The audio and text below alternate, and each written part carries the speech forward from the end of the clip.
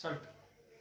तर आपण ह्याच्यापूर्वी आपल्या क्रॅश कोर्समध्ये 11th-12th जे काही बऱ्यापैकी टॉपिक आहेत ते पाहिलेले आहेत आणि पाहतोय आपण.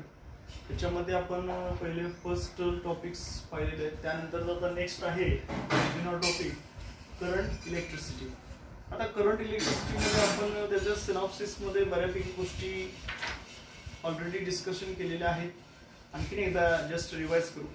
करंट इलेक्ट्रिसिटीमध्ये सगळ्यात महत्त्वाचं जे काय असेल तर पहिल्यांदा त्याचा पॉइंट आहे किर्चॉफ्स करंट लॉ.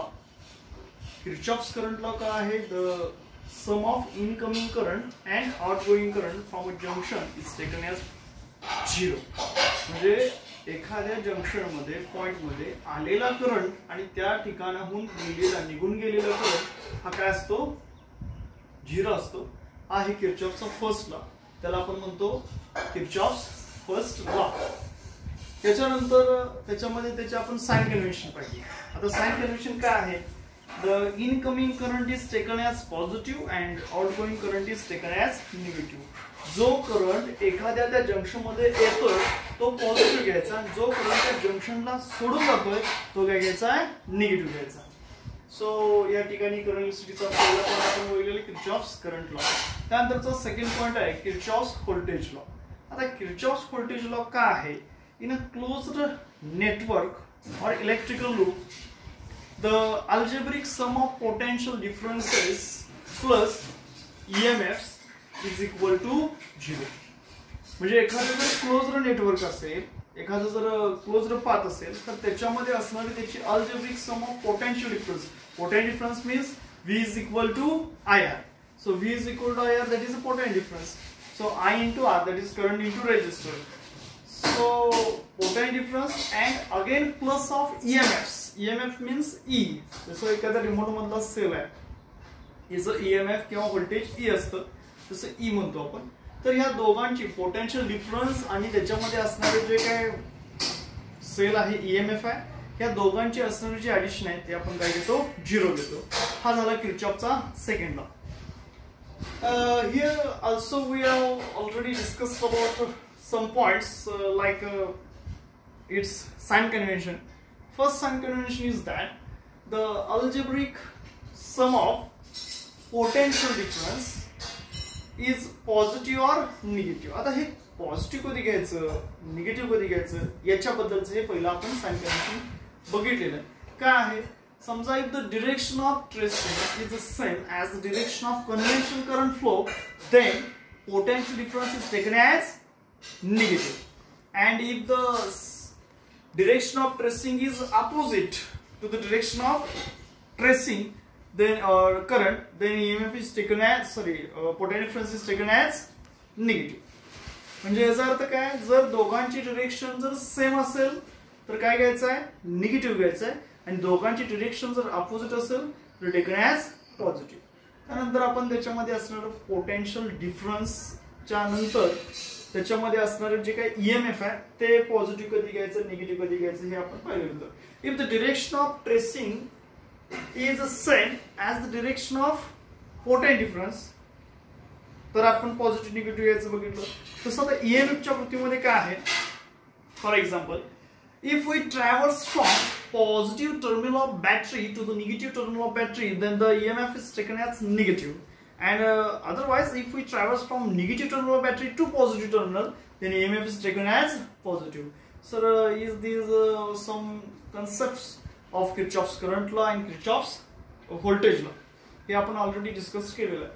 त्यानंतरचा महत्त्वाचा याच्यामध्ये असणारा जो सिनॉप्सिस आहे तो आहे किर्चॉफ्सचा जो जंक्शन म्हणतो आपण, जे दोन्ही पॉइंट बघितले. त्यानंतर आहे आपलं फिस्टोन्स नेटवर्क. आता काय आहे फिस्टोन्स नेटवर्क मध्ये? याच्यामध्ये 4 रेजिस्टन्स आहेत, R1, R2, R3 and R4. 4 resistance are connected in such way that to form a quadrilateral. 4 resistance घेतले आणि ते अशा पद्धतीने एकमेकाला कनेक्ट केले की एखादा एक चौकोन तयार होतो आणि या चौकोनामध्ये 4 रेजिस्टन्स आहेत. प्रत्येक आर्म मध्ये, प्रत्येक बाजूमध्ये 4 रेजिस्टन्स स्थित आहेत. हे ज्यावेळी बॅलन्स केलं जातं, that is R1 upon R2 is equal to R3 upon R4, then it is said to be balanced Fistones network. त्याच्यानंतर आपण मग मीटर ब्रिज पाहिलं. मीटर ब्रिज बद्दल तुम्हाला माहितीच आहे. मीटर ब्रिज म्हणजे जवळपास 100 सेंटीमीटर लॉंग जी वायर आहे ती स्ट्रेच्ड केलेलं असतं बिटवीन 2 पॉइंट्स ए अँड बी. त्याच्यामध्ये त्याचं फॉर्म्युलाज वगैरे बघितले. मीटर ब्रिजच्या नंतर आपण जे पाहिलेलं होतं त्याच्यामध्ये Kelvin's method to determine unknown resistance. Kelvin's method नंतर मीटर ब्रिज नंतर पुढे जो आपण पाहिलेलं होतं त्याच्यामध्ये होतं पोटॅन्शियोमीटर. पोटॅन्शियोमीटरचं काय आहे principal? The potential difference between any two points of the wire is directly proportional to length of that wire. समजा फॉर एक्झाम्पल माझे या पॉइंट पासून या बोटापर्यंत एखादी वायर आहे. त्या वायर मध्ये असणारं जे व्होल्टेज आहे ते व्होल्टेज कसं असतं तर which is directly proportional to length of that wire. म्हणजे त्या वायरची असणारी जी लांबी आहे त्या लांबीशी त्याच्यामध्ये असणारं जे व्होल्टेज आहे हे डायरेक्टली प्रोपोर्शनल असतं. याच्यानुसार त्याचे 3 ऍप्लिकेशन आपण ऑलरेडी डिस्कस केलेले. पहिलं ऍप्लिकेशन काय होतं तर त्याच्यामध्ये अननोन असणारं जे ईएमएफ आहे ते आपण फाइंड आउट केलं होतं. दुसऱ्या ऍप्लिकेशन मध्ये पण comparison of 2 cells E1 by E2 is equal to L1 upon L2. आणि तिसरं ऍप्लिकेशन होतं इंटरनल रेजिस्टन्स ऑफ सेल. त्याच्यामध्ये आपण एखादा कोणताही सेल असेल तर त्याच्यामध्ये अंतर्गत स्थित असणारा जो रोध आहे अंतर्रोध आहे तो आपण कॅल्क्युलेट केलेला फाइंड आउट केलेला होता. तर these are the synopsis of current electricity. So here we have discussed for the crash course, that is first point is that according to 12th syllabus, first point is that Kirchhoff's laws. So problem number 187 is such that here the page number here are not mentioned the page number, so we have already studied about that. Again we have revised this point. So open your current electricity sheets and find out at page number here not mentioned. So problem number 187 here discussed now. So 187, what is the problem? The currents in various parts of an electrical network as shown in figure. आपल्याला काय केलेलं आहे तर या ठिकाणी एक diagram दिलेला आहे. Current in various parts of electrical network. आता याचे व्हेरियस पार्ट्स दाखवलेले आहेत. ह्या व्हेरियस पार्ट्स मधून करंट फ्लो होतोय ऍट शोन इन फिगर. मग पुढे प्रश्न विचारलेला आहे the current I in the branch P Q. मग या ब्रँच पी क्यू मधून किती करंट जातो हा आपल्याला इथे क्वेश्चन विचारलेला आहे. सो लुक ॲट हिअर काय काय केलेलं आहे बघा. या ठिकाणी आपल्याला ही डायग्राम दाखवलेली आहे ज्याच्यामध्ये 5 एम्पियर आणि 3 एम्पियर करंट एखाद्या ह्या जंक्शन मध्ये येतोय.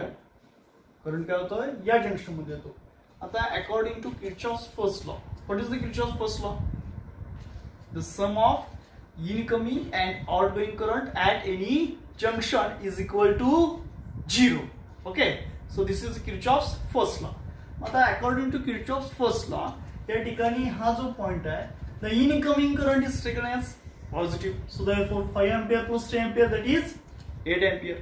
Again these 8 ampere such that here again 1 ampere just come out that point. So it becomes 8 ampere plus 1 ampere, it will be 9 ampere. Here again this 9 ampere will leaving this junction and 3 ampere also leave to the junction. According to Kirchhoff's first law, the junction which is leaving then it is taken as negative. Okay, so therefore 9 minus 3 it will be 6 ampere. So required answer is that I is equal to 6 ampere. So problem number 187 is answered as 6 ampere. Next, here we have discussed about problem number 188. What is the problem? The value of the current I in the given network is, look at here. Here again a diagram will be noticed here. The value of the current I. So this is current I in the given network. In this branch 20 ampere will be here come at the square of corner, one of the corner. Again 5 ampere will leave the junction. 3 ampere also come at the junction of third corner of that square. And here I with the current, we have to find out the current which is leaving the junction. So these directions will give the guideline such that this 20 ampere which is coming toward the junction and this 5 ampere which is leaving the junction, so that 20 minus 5, it will be 15 ampere. This 20, this 5. So 20 minus 5, that is 15 ampere. Again this 15 ampere, which is come at the second corner of that square, and this 5 ampere which is leaving the junction. So here, therefore it will become 8 ampere. But here we have to find out that current I. This 10 ampere and this 8 ampere. So it becomes 18 ampere. So final answer is that 18 ampere. Another way to find out the answer is that आणखीन एका पद्धतीने आपण answer find out करू शकतो. हा 20 जर इकडे 15 जात असतील तर इतर किती उरतात 5 एंपियर राहतात. 5 ampere and this 3 ampere which is come at that corner. So 5 plus 3 again 8 and this 10 plus 8 that is 18 ampere. So 188 will be answered is that 18 ampere. Next problem, here we have discussed about problem number 189. What is the value of the current I in the following part of an electric network? आता हा जो electric network मध्ये हा जो current I दिलेला आहे तर त्याची व्हॅल्यू आपल्याला किती आहे तर ह्या ज्या डिरेक्शन्स आहेत ह्या डिरेक्शन नुसार आपण ते काय करू शकतो फाइंड आउट करू शकतो. आता कशा पद्धतीने डिरेक्शन दिले आहेत काय ते आपल्याला पाहता येते. 2 एंपियर 3 एंपियर एका ह्या जंक्शन मध्ये येतात. याचा अर्थ टोटल करंट किती होणार आहे 5 ampere. Again this 5 ampere which is leaving the junction, so 5 minus 1 4 ampere. Again this 5 minus 1 that is 4 ampere. Again this 4 ampere which is just flow in a such a way that here 1.5 ampere will leave the junction, so 4 ampere minus 1.5, so it becomes 4 ampere minus 1.5, it becomes 4 minus 1 3, again 3 minus half, that is 2.5, and again this 0.8 ampere will just add, that is 2.5 plus 0.8. So first value required 5 plus 8 that is 13, carry goes to 1, 1 plus 2 that is 3. So required answer is that I is equal to 3.3 ampere. So this current will be 3.3 ampere. These directions which gives the guidelines. So first of all, here we have to understand the concept of Kirchhoff's current law. So here next problem number 190. I have read it. In an open circuit and in a short circuit we have. इथं आपल्याला त्यांनी विचारलेलं आहे in an open circuit, एखादं जर open circuit असेल, just like आता काही स्विच जे आहेत ते स्विच मी ऑन केलेले नाहीत, याचा अर्थच काय ते स्विच आहेत ओपन आहेत, आणि काही स्विच मी बंद करतोय चालू करतोय याचा अर्थ काय ते क्लोज आहेत. सो एखादं ओपन सर्किट असेल and in a short circuit, आणि एखादं शॉर्ट सर्किट आहे तर त्याच्यामध्ये काय असणार आहे तर त्याच्यामध्ये 4 पर्याय दिलेले आहेत. त्या 4 पर्यायामध्ये त्याच्यामध्ये दिलेला जो आपला हा बी ऑप्शन आहे, काय आहे बी ऑप्शन तो मी रीड करतोय, infinite resistance and 0 resistance respectively. In an open circuit and in short circuit, त्याच्यामध्ये असणारं ओपन सर्किट असेल तर काय असणार आहे रेजिस्टन्स हा इनफायनाइट असणार आहे. इनफायनाइट रेजिस्टन्स आहे म्हणून तर करंट जात नाही, म्हणून तर जोपर्यंत बटन तुम्ही ऑन करत नाही तोपर्यंत ट्यूब पेटणार नाही. त्याचा अर्थ ज्यावेळी तो क्लोज ओपन असणार आहे तर त्याच्यामध्ये असणारा रेजिस्टन्स कसं असेल इनफायनाइट असेल. आणि short circuit means that is a 0 resistance, त्याच्यामध्ये करंट इतका तुफान फ्लो होतोय की त्याच्यामध्ये रेजिस्टन्स बिलकुल नाही, म्हणजे काय असणार आहे option number B. So 190 that would be answer is B. Again 191. The Kirchhoff's first law summation I is equal to 0 and second law summation IR is equal to summation E are respectively based upon the conservation of. आता याचा answer तुम्ही easily सांगू शकताय. कशी easily सांगू शकणार आहे सांगा बघू. किर्चॉफचा फर्स्ट लॉ आहे.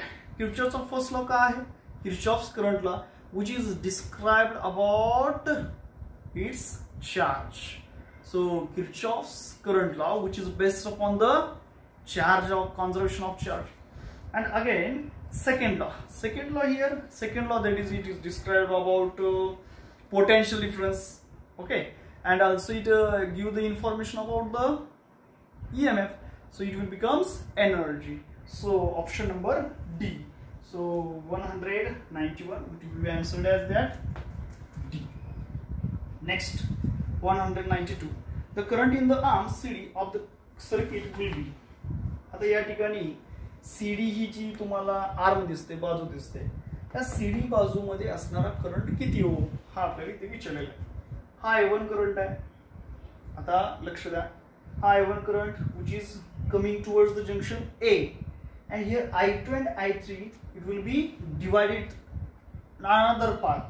So therefore incoming current that is I1 is taken as positive, outgoing current is taken as negative. So I2 plus I3, it becomes I1 is equal to I2 plus I3 on what principle? According to Kirchhoff's first law. So at point A, I1 is equal to I2 plus I3. So current in the arm CD will be, so this I2, look at here, this I2 which is moving through the branch AB, this I2 which is moving through the branch AD which is passing through the resistor. Again this I2, again this current I2 which is again passing through the path BC, means what? This I2 which pass through the branch AB and this I2 again pass through the path branch BC, but this AC will this I3 will pass only through the branch AC. So therefore through the BC and through the AC at point C current will come. So here I2 and here I3. So therefore current in CD is equal to I2 plus I3. So this is option number I2 plus I3, option number C. So 192 answer will be C. Again next question is that 193, that is two batteries, one of EMF 18 volt. या ठिकाणी आपल्याला दोन battery दिलेल्या आहेत. एक इथे एक battery आहे म्हणजे सेल आहे आणि एक ह्या ठिकाणी एक बॅटरी आहे सेल आहे. एका सेलचं असणारं जे आपल्याला दिलेलं जे EMF आहे ते किती आहे 18 व्होल्ट आहे आणि दुसऱ्या सेलचं असणारं जे EMF आहे ते किती दिलेलं आहे 12 व्होल्ट. मी परत एकदा प्रॉब्लेम रीड करतो. Two batteries, one of the EMF is 18 volt and internal resistance 2 ohm. याचा असणारा इंटरनल रेजिस्टन्स किती दिलेला आहे 2 व्होल्ट दिलेला आहे, सॉरी ओहम दिलेला आहे. And other EMF 12 ohm.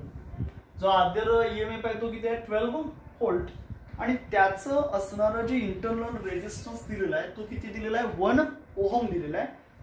तर आपल्याला विचारलेलं आहे त्यांनी what will be the reading of the voltmeter. मग या ठिकाणी असणारा जो व्होल्टमीटर आहे तिथे भाऊ किती ते रीडिंग दाखवू शकतं असा आपल्याला त्यांनी प्रश्न विचारलेला आहे. So therefore the two cells oppose each other. आता जर तुम्ही याचा विचार केला, इकडे लक्ष द्या, याचा जर विचार केला तर काय आहे, हा पॉझिटिव्ह आहे हा निगेटिव्ह आहे. अगेन हा पॉझिटिव्ह टर्मिनल असतं आणि हे काय असतं negative. This positive. Here 18 volt which is much more greater than 12 volt. So therefore लक्षात घ्या, कधीही आपण जर पाहिलं पाऊस वगैरे पडत असतो, वारा वगैरे वाहत असतो, पाणी जर आपण एका ठिकाणी ओतलं तर पाऊस पडत असताना वारा वाहत असताना जास्त दाबाकडून कमी दाबाकडं जे असणारे वारा आहे त्याचं वहन होत असतं. पाणी शक्यतो जिथं चढ आहे आणि जिकडं उतार आहे तिकडं वाहत असतं. सेम जिथं हायर पोटेन्शियल आहे, जिथं लोअर पोटेन्शियल आहे, त्या हायर पोटेन्शियल कडून कुणीकडे येणार आहे करंट लोअर पोटेन्शियल कडून. हायर पोटेन्शियलचा इथं निगेटिव्ह आहे, अगेन तो इकडे कुठे येतोय, so negative that is oppose each other. Okay, so therefore the two cells कशा आहेत हे oppose each other. So therefore the effective resistance of the close circuit, त्याचा असणार जो इफेक्टिव्ह रेजिस्टन्स आहे त्या क्लोज सर्किटचा 18 oppose each other that is -1 another 18 - 12 that is 6 volt. Again net resisting the circuit, net resistance that is 1 ohm plus 2 ohm that is 3 ohm. They are parallel to one another, so 1 plus 2 that is 3 ohm. So therefore current I is equal to, according to Ohm's law, V is equal to IR. V is equal to IR. So therefore I is equal to V upon R. So I is equal to 6 volt V upon R, it is 3, 6 by 3 that is 2 ampere. So current will be 2 ampere. Here for find out the value of volt. So again for E1, त्या ठिकाणी जो आपण E1 जो म्हणणार आहे, terminal potential difference that is E1 minus IR1. So again 18 minus what is value of I, that is 2 ampere, into that is resistance 2. So 2 into 2 that is 4. 18 minus 14, that is 14 volt. So voltmeter reading will be 14 volt. त्या ठिकाणी असणारं जे व्होल्टमीटरचं reading आहे ते किती भेटणार आपल्याला 14 volt भेटणार आहे. ओके, काय काय केलं आपल्याला आपण, तर या ठिकाणी व्होल्टमीटरची व्हॅल्यू फाइंड आउट करण्यासाठी पहिल्यांदा 18 व्होल्ट आणि 12 व्होल्ट हे कसे जोडले आहेत, तर they are oppose to each other. So therefore subtraction, that is 6 volt. So net resistance in the circuit 1 plus 2, that is 3 ohm. Here we have find out the value of current, that is 2 ampere. And again for E1, terminal potential difference is equal to E1 minus I1. Here we just put out the values and we get obtained the values that 14 volts. So voltmeter shows 14 volt reading. Okay, next 194.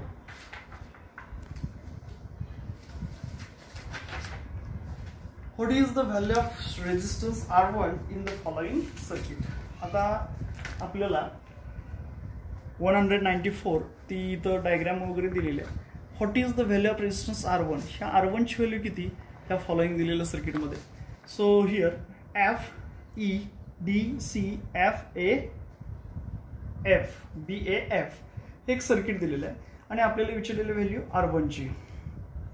ठीक आहे, आता काय करणार आपण, तर इथं सुद्धा आपण किर्चॉफचा फर्स्ट लॉ वापरणार आहे. So by Kirchhoff's first law, KFL, that is Kirchhoff's first law, current in the branch AD.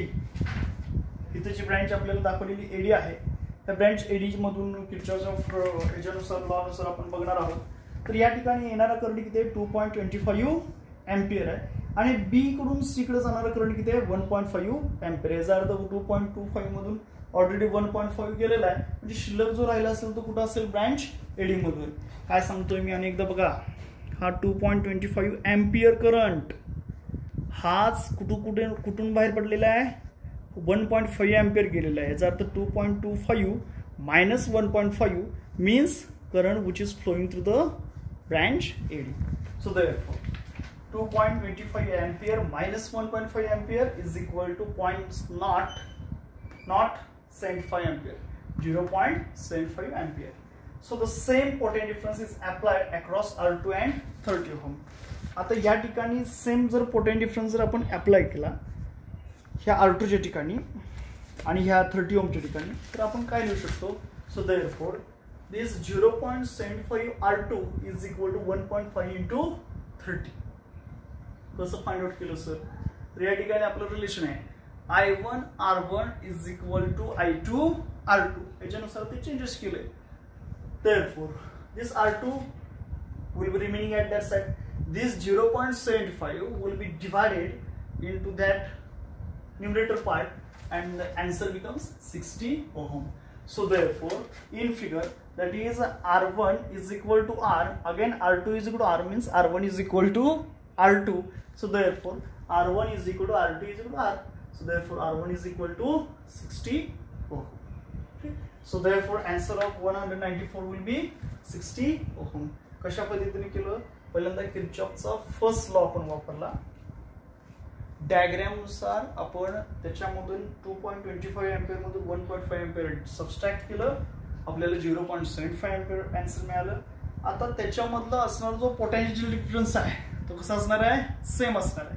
याचा अर्थच काय, R2 आणि 30 ओहम या दोन्ही ठिकाणी आपण सेम पोटेन्शियल डिफरन्स जर अप्लाय केला तर या इक्वेशन नुसार आपण ही व्हॅल्यू फाइंड आउट केली. Next 195 in the section XY. कुठे आहे सेक्शन XY, या ठिकाणी हा X आणि हा काय आहे Y. तर in the section XY of the circuit a power of 100 watt is absorbed. तर या XY सर्किट मध्ये जवळपास 100 वॅट पॉवर काय केली जाते, ऍब्सॉर्ब केली जाते. What is the resistance of the device D.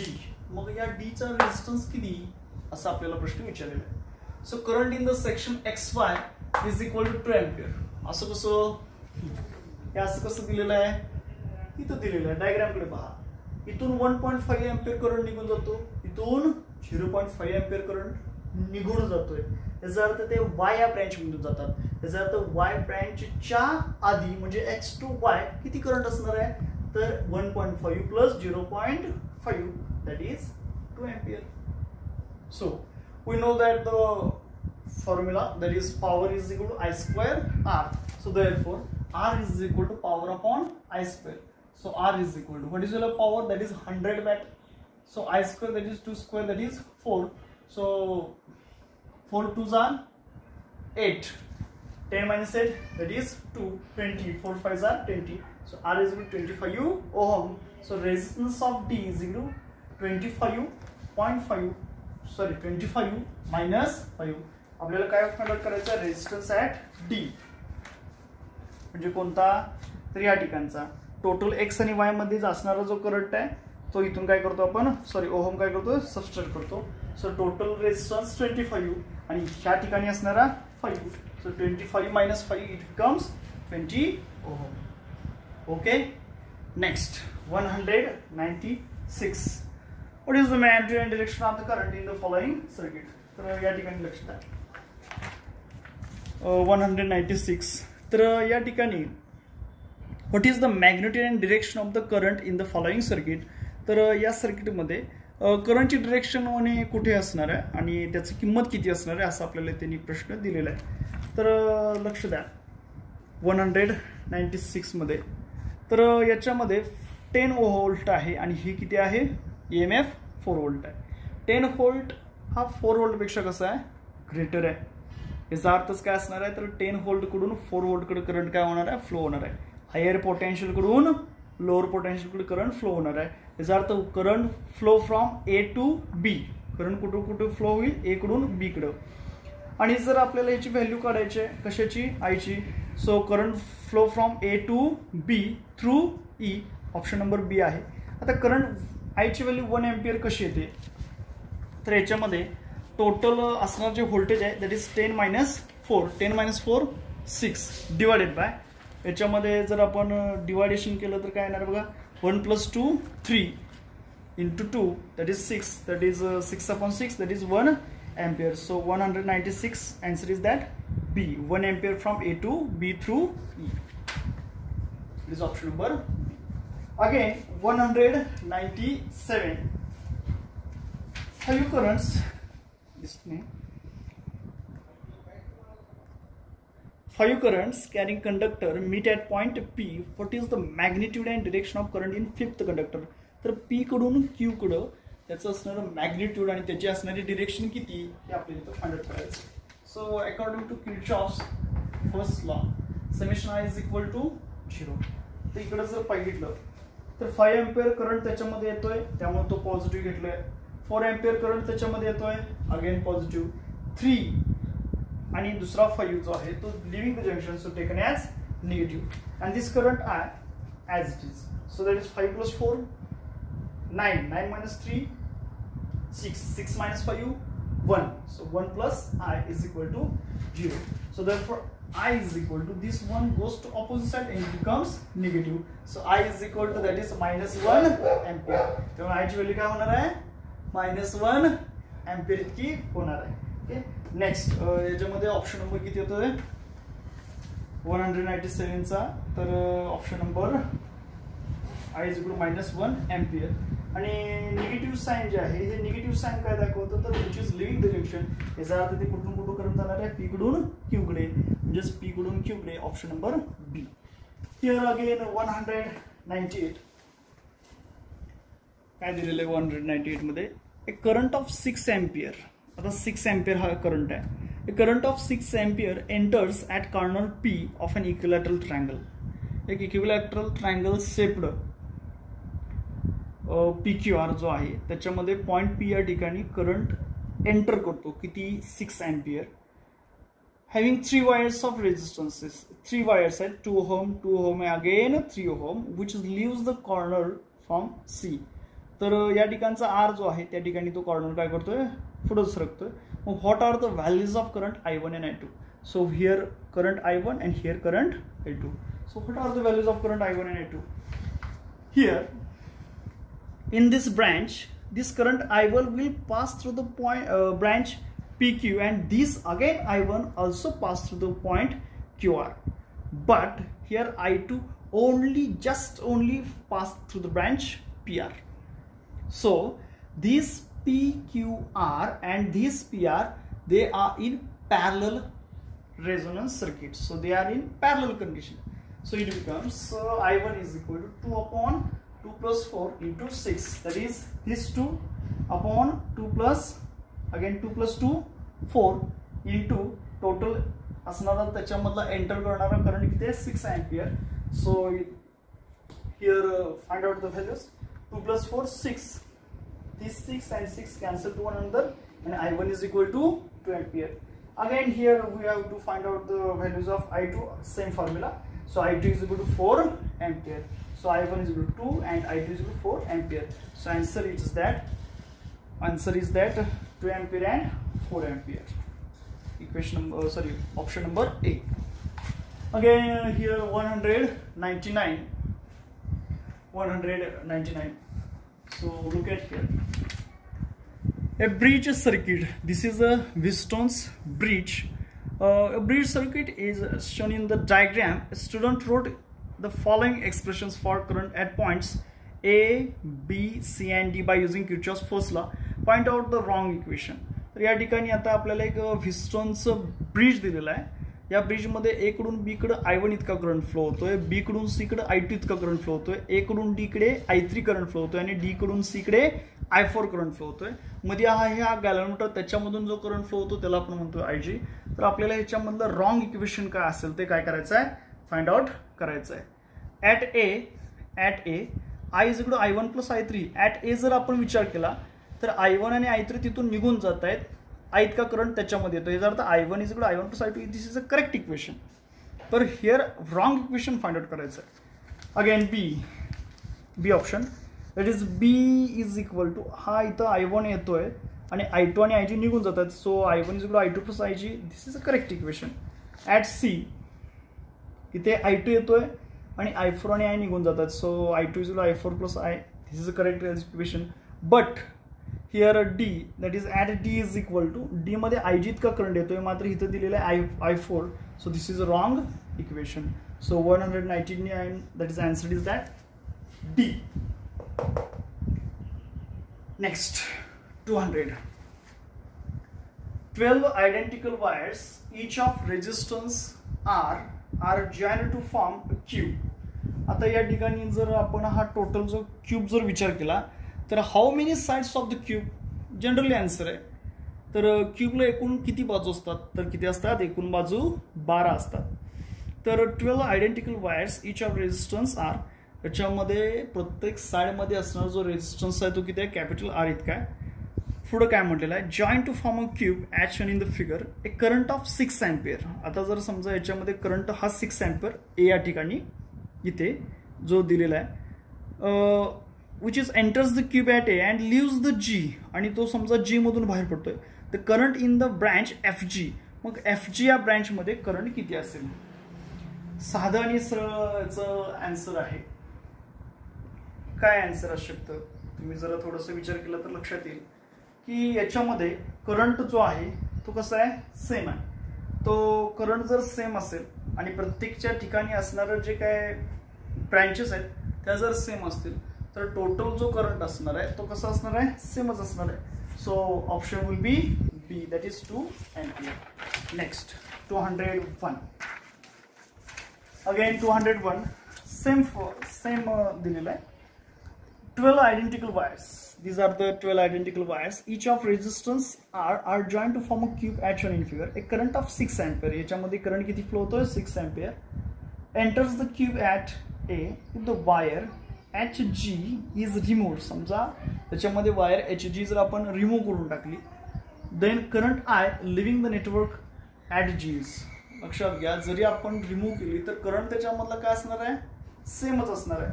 So answer will be C, that is 6 ampere. Here these are the standard levels. We have discussed about standard level. Here some problems which is in form of higher level. So therefore next problem is that 203. What are the values of E in following circuit if a current of 2 ampere flows in clockwise as well as anti-clockwise direction? तर या ठिकाणी आपल्याला diagram दाखवलेला आहे आणि ह्या ठिकाणी असणारे ह्या E ची व्हॅल्यू किती असेल, जर आपल्याला काय म्हटलेलं आहे त्याच्यामध्ये असणारा जो करंट आहे तो करंट किती दिलेला आहे, 2 एम्पियर. आता हे एक तर कसं जात असेल क्लॉकवाईज डिरेक्शनमध्ये आणि दुसरं कसं जात असेल anti clockwise डिरेक्शनमध्ये.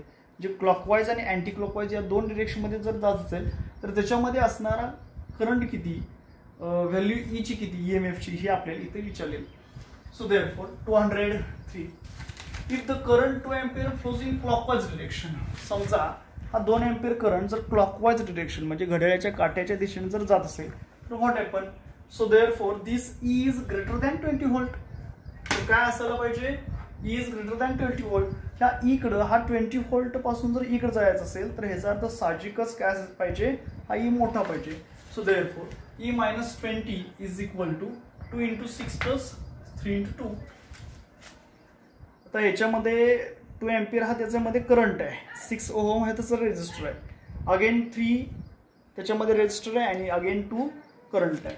So I1R1 is equal to I1R1 plus I2R2 is equal to total EMF. So therefore 2 into 6 plus 3 into 2, 2 into 6 12, 3 into 2 6, 12 plus 6 that is 18. So therefore E is equal to this 20 goes to that side, it will be plus. So 20 plus 18 that it becomes 38 volt. हे कधी काढलं आपण, जर ते clockwise direction मध्ये असेल. कसं clockwise direction मध्ये असेल. आता पुढे आपल्याला काय बघायचं आहे, अँटी क्लॉकवाईज डिरेक्शन मध्ये असेल तर काय होतं ते बघायचं आहे. If it moves in anti clockwise direction तर काय असणार आहे, जर अँटी क्लॉकवाईज डिरेक्शन मध्ये मूव्ह होत असेल तर याच्यामध्ये असणारा हा 20 व्होल्ट हा ग्रेटर पाहिजे कशापेक्षा, या ई पेक्षा. So therefore 20 volt is greater than E. So therefore 20 minus E is equal to again same, that is 2 into 6 plus 3 into 2, that is 6 into 2 12, 3 into 2 6, so 12 plus 6 that is 18. So therefore E is equal to this 20 goes to that side, it will become minus. So 18 minus 20 that is minus 2, and this minus minus cancel, therefore E is equal to 2 volt. So the answer of 203 is that 2 volt. Next 204. When the switch S, here switch S, when the switch S is closed in the following circuit, the current passing through the branch BD is. जर समजा जर आपण हा S जर close केला तर याच्यामधून BD या ब्रँच मधून किती करंट पास आउट होतो असं आपल्याला त्यांनी विचारलेलं आहे. जर आपण याचा विचार केला तर या ठिकाणी समजा AB मधून एखादा करंट असेल आणि BC मधून एखादा करंट असेल. AB आणि BC याचा अर्थ A कडून B कडे आणि C कडून B कडे करंट जर येत असेल आणि B कडून D कडे दुसरा करंट जात असेल तर आपण काय म्हणू, I1 plus I2 is equal to I3. So therefore I1 becomes 20 minus V divided by 2 plus I2 means 5 minus 4 V divided by 4 is equal to I3 means V minus 0/2. लक्षात घ्या, हा 20 आहे, 20 व्होल्ट आहे, 20 volt minus this volt divided by 2 ampere. Again this 5 minus V divided by 4 and this V minus 0 divided by 2. So therefore cross multiply and we solve it. So therefore what happened? This 2 which is multiplied on both sides and we can write that 40 minus 2 volt plus 5 minus V is equal to 2 volt. काय केलं आपल्या साध्या भाषेमध्ये, याचा छेद समान केला म्हणजे याचा छेद किती आहे 4 आहे, तर याचा किती आहे 2 आहे, त्याला 2 ने मल्टिप्लाय केलं. 2 into 20 40, again 2 into this V minus 2V, 5 minus V as it is, again these 2 multiply at that side, so it becomes 2 volt. So therefore 40 plus 5 45, again minus 2V minus V minus 3V, minus 3V goes to that side, it will become plus 3V, 2V plus 3V that is 5V, and here we solve it. So therefore V is equal to 45 divided by 5, that is 9 volt. 5 9s are 45. So therefore here we have to find out the value of I3, that is I3 is V minus 0 divided by 2. What is the value of V? That is 9 divided by 2, that is 4.5 ampere. So therefore 204 answer will be 4.5 ampere. Next 205.